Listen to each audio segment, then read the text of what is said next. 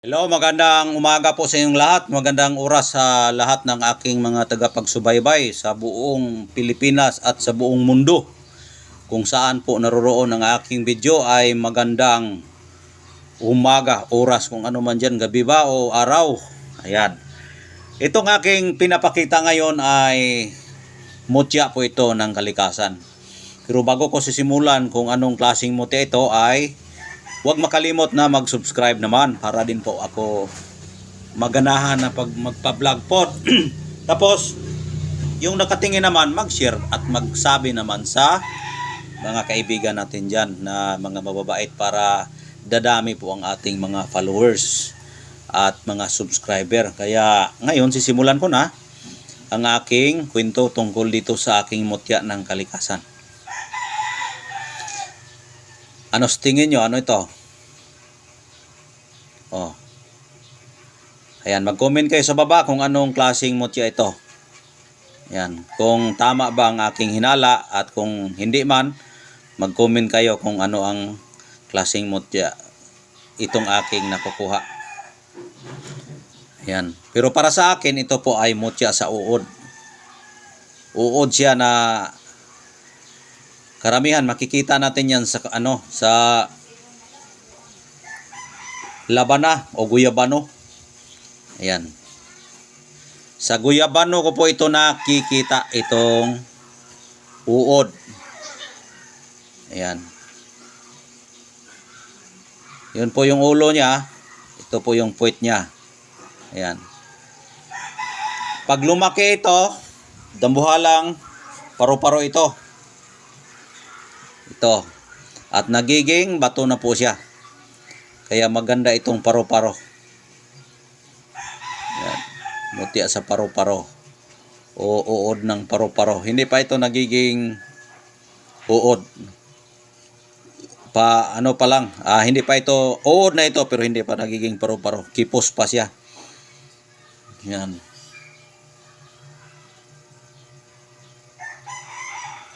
Yan po ang mutya sa uod na papunta pa lang sa paro-paro. Nakuha ko ito sa puno ng labana.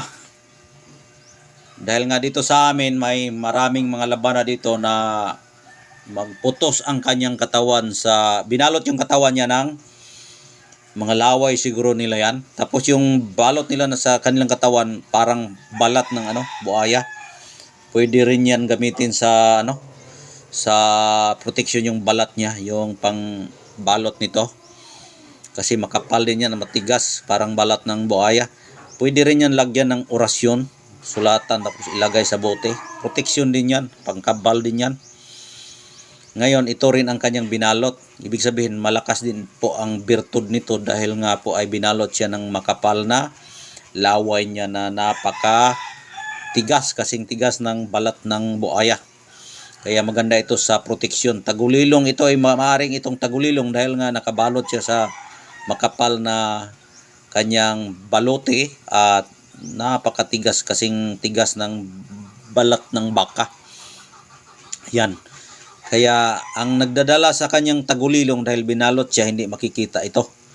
Pero dahil nga tayo ay binigyan ng espiritual sa paghahanap, kaya iyan po ay ating nakukuha.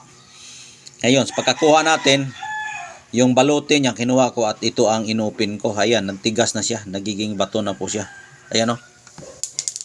Ayan o. Oh. Ayan, tunog. Bato na. Ayan. Nagiging bato na po yung ulo.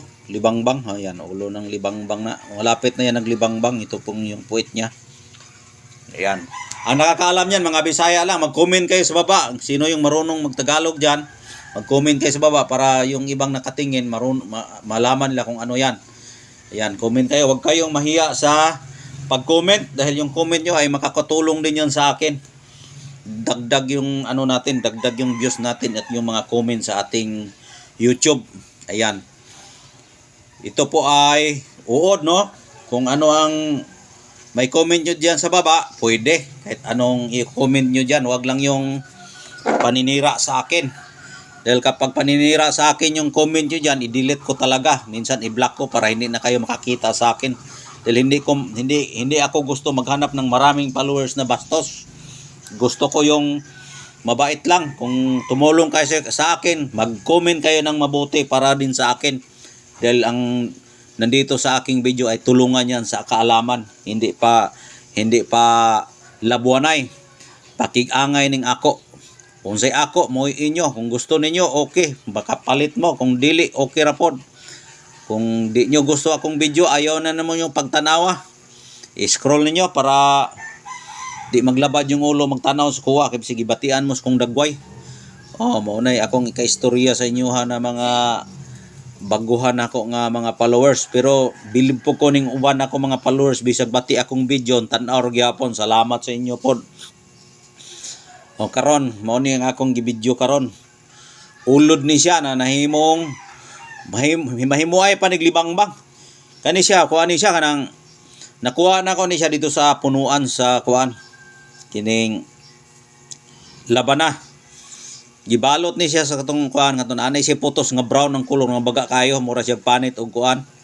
Mura siya panit sa kining tirador, pwede mo og tirador. Kanay ang panit, pwede na siya imuon og kuan protection gyapon kay imo nang baluton og kuan.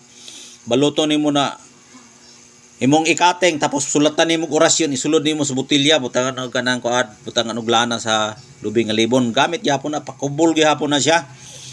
Mao ni siya ang libangbang nga giputos sa iyahang kuan.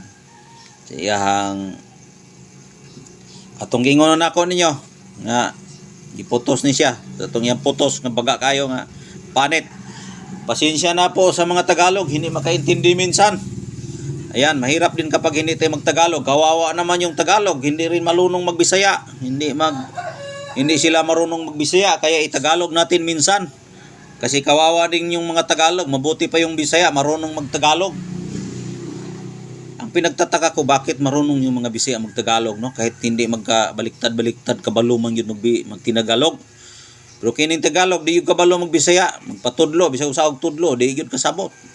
Muna nga, salamat ta kay kabalo kay taan ng atong Bisaya nga magkabalo ta magtagalog. Kay ang natuwa man gud kay kini mangong Pilipinas, ang national ano na to, inistoryan ba sa Pilipino ka Tagalog yun, na lamang yun ang Bisaya, kay ang Bisaya, tudloan sa Tagalog. Unya ang Bisaya pod, mutudlo sa Tagalog, di man kabalo, mo eskwela pag tagpila ka tuig. Gikan ka sa grade 1 hangtod pag college nimo na subject Pilipino way subject nga Bisaya. Mao na nga ang Bisaya kabalo gyud sa Tagalog kay eskwelahan lang Tagalog. Kaya ang Tagalog kawawa talaga, hindi marunong magbisaya. Kaya maswerte tayo Bisaya na tinuruan tayo ng wikang Tagalog na pambansang ano natin salita, wikang Tagalog. Kaya Tagalogin natin kasi alam ko yung mga Bisaya, bright kayo na mga Bisaya. Kaya shout out sa mga Bisaya dyan. Nandito tayo. Magtingin tayo sa ating video. Ayan po ang ating kwento, no? Uod na nagiging libangbang. Ang gamit yan, pakabal, pampaswerte. Yung libangbang, anghel yan. Tandaan nyo ha. Tandaan nyo, ang libangbang isa po yung anghel. Dahil, bakit nagsabi ako anghel yan? Dahil ang anghel may pakpak. Yung libangbang may pakpak. Diba? Kaya maganda yan. Ito maganda sa proteksyon, palipas, pangubol, pangasam, pangayay, tagulilong, pangkalahatan po yan. Ayan. Ayun lang, doon lang tayo mag-usap. Hanggang dito na lang dahil mataas na po ang oras natin. Salamat sa inyong pagtingin at panunood.